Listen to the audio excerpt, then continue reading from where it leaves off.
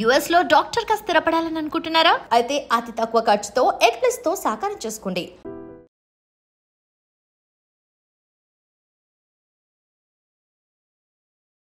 మానవత్వం ఉన్న ప్రతి ఒక్కరిని కలిచివేసే సంఘటన ఇది. ఎందుకంటే నేను చెప్పబోయే ఇన్సిడెంట్ కేవలం 13 సంవత్సరాల 8వ తరగతి చదువుతున్న బెంగళూరుకి సంబంధించిన బాలుడు నిశ్చిత్కి సంబంధించి. యాక్చువల్లీ నిన్న రోజువారీ స్కూల్ అయిపోయాక ఆయన ట్యూషన్ వెళ్తూ ఉంటాడు. సో ట్యూషన్కి అట్లనే ఆ బాలుడు వెళ్ళిండు.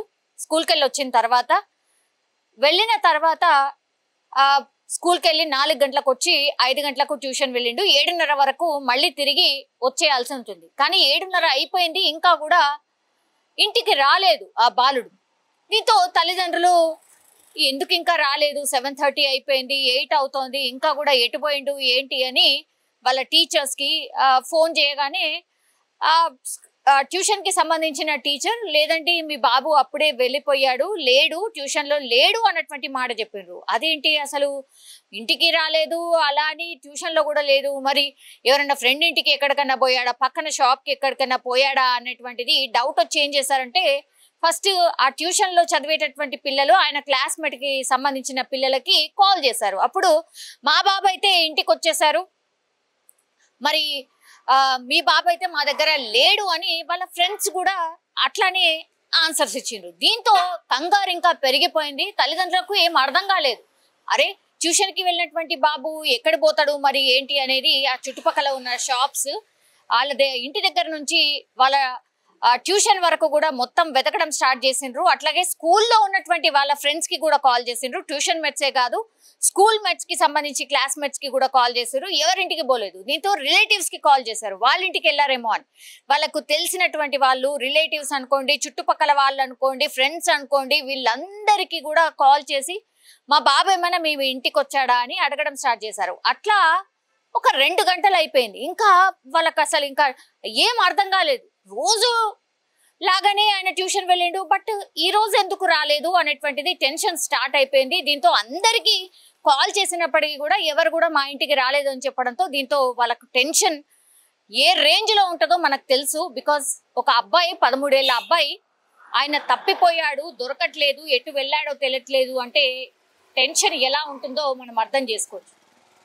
సేమ్ అదే టెన్షన్తో ఇంకా లాభం లేదనుకున్నారు. వెంటనే పోలీసులకు కంప్లైంట్ చేశారు. పోలీసులకు కంప్లైంట్ చేయగానే మిస్సింగ్ కేసు కింద పోలీసులు దీన్ని ఫైల్ చేసి అక్కడ అంటే ఇంటి నుంచి బాబు ఎప్పుడు వెళ్ళాడు అండ్ సీసీ కెమెరాస్ కి సంబంధించి పూర్తిగా అక్కడ చుట్టుపక్కల ఉన్న సీసీ కెమెరాస్ అన్నిటినీ కూడా కలెక్ట్ చేసుకున్నారు. వెతకడం స్టార్ట్ చేశారు. ఆ బాబు ఎటు నుంచి ఎటు వెళ్ళాడు అంటే ట్యూషన్ నుంచి ఆయన బయటకు వెళ్ళాడా, బయటకు వెళ్తే ఎవరైనా వచ్చి తీసుకువెళ్ళారా, ఇవన్నీ విషయాలను రూఢి చేసుకునే ప్రయత్నం చేశారు. దీంతో ఆ బాబు ఎటు నుంచి వెళ్ళాడు అనేది ఒక సీసీ కెమెరాలో కొంతమేర చూశారు. కాబట్టి అక్కడ వెళ్ళి చూడగానే ఒక ప్రాంతంలో బాబు సైకిల్ మాత్రమే దొరికింది. అది కొంత అవుట్స్కర్ట్ ఏరియా అంటారు కదా, అవుట్స్కర్ట్స్ కి సంబంధించిన ఏరియా. అక్కడ ఫ్యామిలీకి సంబంధించిన ఒక గార్డెన్ ఉంటది. గార్డెన్ బయట ఆయన బాబు సైకిల్ కనిపించింది. దీంతో ఇంకా కంగారు ఎక్కువైపోయింది. అంటే సైకిల్ కనిపించింది కానీ బాబు ఎక్కడ కనిపించట్లేదు, ఆ సైకిల్ పక్కన్నో దెబ్బ దాకో ఇంకేమన్నా అయిందా అని అట్లా ఆలోచించడం స్టార్ట్ చేశారు. సైకిల్ దొరికింది కానీ అక్కడ చుట్టుపక్కల బాబు ఎక్కడ కనిపించలేదు. దీంతో ఇంకా కంగారు ఎక్కువైపోయింది తల్లిదండ్రులకు. అట్లాగే పోలీసులు కూడా ఇంకా సీరియస్ గా సర్చ్ చేయడం స్టార్ట్ చేశారు. ఆ గార్డెన్ దగ్గర కనిపించింది కాబట్టి ఆ గార్డెన్ దగ్గర ఏమన్నా ఉన్నారా, గార్డెన్ లోపల ఆడుకోవడానికి వెళ్ళాడా, అవన్నీ కూడా వెతికారు. అక్కడ కూడా ఎక్కడా లేదు. దీంతో పూర్తి స్థాయిలో వెతకడం స్టార్ట్ చేశారు. వీళ్ళున్నటువంటి ప్రాంతం నుంచి చాలా దూరంగా పోలీసులు వెతకడం స్టార్ట్ చేసిన తర్వాత ఆ సైకిల్ దొరికిన స్పాట్ దగ్గర మాత్రం ఆ సైకిల్ కనిపించిన ఒక అర్ధగంటలోనే ఒక అన్నోన్ కాల్ వచ్చింది. ఈ పేరెంట్స్కి, నిశ్చిత్ వాళ్ళ పేరెంట్స్కి అన్నోన్ కాల్ వచ్చింది. ఇట్లా మేము మీ బాబుని కిడ్నాప్ చేశాం, మీరు 5 లక్షలు ఇస్తే కానీ మీ బాబును వదిలిపెట్టము అని. దీంతో వెంటనే ఈ కాల్ వచ్చినట్టుగా పోలీసులకు ఇన్ఫర్మేషన్ ఇవ్వడం, ఆ కాల్ ఎవరు చేశారు ఏంటి అనేది కూడా ట్రేస్ చేయడం స్టార్ట్ చేశారు. ఎక్కడి నుంచి వచ్చింది, ఏ ఏరియా పాయింట్ అవుట్ అయింది, ఏ లొకేషన్ చూపిస్తుంది అని పూర్తిగా వెతకడం స్టార్ట్ చేశారు. దీంతో ఈ బాబు ఉన్నటువంటి ప్లేస్ నుంచి చాలా దూరంగా అవుట్స్కర్ట్స్ లో బాబుకి సంబంధించిన అంటే ఎక్కడి నుంచి అయితే కాల్ వచ్చిందో అక్కడ వెళ్ళి చూసేసరికి పాపం పూర్తిగా నిశ్చిత్ కాలిపోయిన స్థితిలో ఆ బాబు మృతదేహాన్ని కనుగొనడం జరిగింది. పాపం ఎంత దారుణం అంటే 13 ఏళ్ల బాబు. అసలు పిల్లలు ఏం హాని చేస్తారు? ఎంత కోపం ఉన్నా, మీకేమన్నా కోపం ఉంటే వాళ్ళ పేరెంట్స్ తోనో లేకపోతే ఇంకేదన్నా పాత ఇష్యూలో ఇంకేదన్నా జరుగుంటే వాళ్ళ మీద కోపం ఉంటే ఆ కోపాన్ని డబ్బులో లేకపోతే ఇంకో దాంతోనే తీర్చుకోండి, నో ప్రాబ్లం. కానీ ఎంత అన్యాయంగా ఈ బాబుని చంపడం అంటే పేరెంట్స్ ని పూర్తిగా లైఫ్ లాంగ్ ఎంత భయంకరమైన స్థితిలోకి నెట్టినట్టో ఒక్కసారి కూడా వీళ్ళు ఊహించలేదా? ఒకటి మొత్తం కాలిపోయిన స్థితిలో కనుగొన్నారు కాబట్టి ఏదో చంపారు అని అంటే నార్మల్ గా చంపి ఏదో డబ్బులు అడిగాం కాబట్టి పోలీసులకు ఇన్ఫర్మేషన్ తెలిసింది కాబట్టి చంపారు అనుకుంటే అలా లేదు. అత్యంత క్రూరంగా దారుణంగా కాల్చి చంపారు అంటే ఓన్లీ వీళ్ళు డబ్బుల కోసం కాదు, ఇంకేదో రీజన్ తోని బాబుని చంపినట్టుగా పోలీసులు అయితే అనుమానిస్తున్నారు.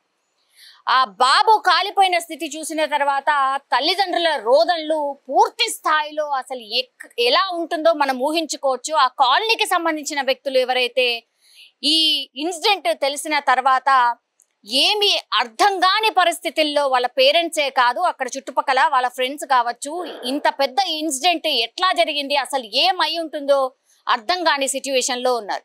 ఇప్పుడు పాత కక్షలు ఏమైనా ఉన్నాయా? అసలు ఎవరు ఈ నిందితులు? ఇంత క్రూరంగా 13 ఏళ్ల బాబును చంపాల్సిన అవసరం ఏముంది?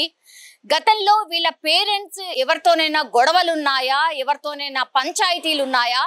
ఇవన్నిటి గురించి కూడా ఇప్పుడు ఆరా తీస్తున్నారు. కానీ దానికంటే ముందు ఇదంతా చేయడానికంటే ముందు చాలా లేట్ అయిపోయింది. అంటే వాళ్ళు మోటివ్ పెట్టుకొనే ఇది కిడ్నాప్ గా డ్రామా క్రియేట్ చేసి బాబుని చంపడానికే ఇదంతా ప్లాన్ చేసి ఉంటారు అని పోలీసులు అయితే ప్రస్తుతానికి అంటే ఒక ప్రాథమిక నిర్ధారణకు వచ్చారు. ఎందుకంటే చంపాల్సిన అవసరం అయితే లేదు. ఒకవేళ డబ్బులే కావాలంటే 5 లక్షలు వాళ్ళు ఇవ్వడానికి కూడా సిద్ధమై, పెద్ద అమౌంట్ కూడా కాదు, 50 లక్షలు, ₹1,00,00,000 అని అంటే సరే టైం పడుతుంది అనుకోవచ్చు. వాళ్ళు డిమాండ్ చేసింది కేవలం 5 లక్షలు మాత్రమే. వీళ్ళు ఇవ్వడానికి కూడా సిద్ధపడిన పరిస్థితుల్లో చంపాల్సిన అవసరం ఏంటి? సో దీనిపైనే పోలీసులు ఈ కేసు నమోదు చేసుకొని పూర్తి స్థాయిలో దర్యాప్తు అయితే చేస్తున్నారు. కానీ తల్లిదండ్రులకు మాత్రం శోకాన్ని మిగిల్చిండ్రు అనుకోవచ్చు. ఒక్కసారిగా ఈ సంఘటన జరగడంతో బెంగళూరు మొత్తంగానే కాదు ఈ వార్త పూర్తిగా వైరల్ గా మారిపోయినటువంటి పరిస్థితి. పూర్తిగా మానవత్వం చచ్చిపోయిందా, అసలు మానవత్వమే లేకుండా పోతోంది. ఈ మధ్య కాలంలో చాలా ఇన్సిడెంట్స్ ఇట్లాంటివే జరుగుతున్నాయి. చాలా కర్కశంగా మనుషుల్ని చంపేస్తున్నారు, ఏమి కూడా ఆలోచించకుండా చంపేస్తున్నారు అనేది కూడా మరోసారి అందరూ మాట్లాడుకుంటున్నటువంటి సిచ్యువేషన్ అయితే కనిపిస్తోంది. నిజంగా ప్రస్తుతం ఉన్నటువంటి సమాజం దేనికి ప్రయారిటీ ఇస్తుంది? ఆర్థిక సంబంధాల చుట్టూ మాత్రమే తిరుగుతోంది. మళ్ళీ ఎన్నికలంగానే చాలా విరక్తి కలుగుతుంది. మంచి అనిపిస్తుంది కదా, లేడీస్ కూడా ఛాలెంజింగ్ జాబ్స్ చేసినప్పుడు చాలా బాగుంటది. ఫుడ్ డెలివరీ ఇవ్వటానికి వెళ్ళినటువంటి డెలివరీ బాయ్ అనిల్ పై కళ్ళ ముందు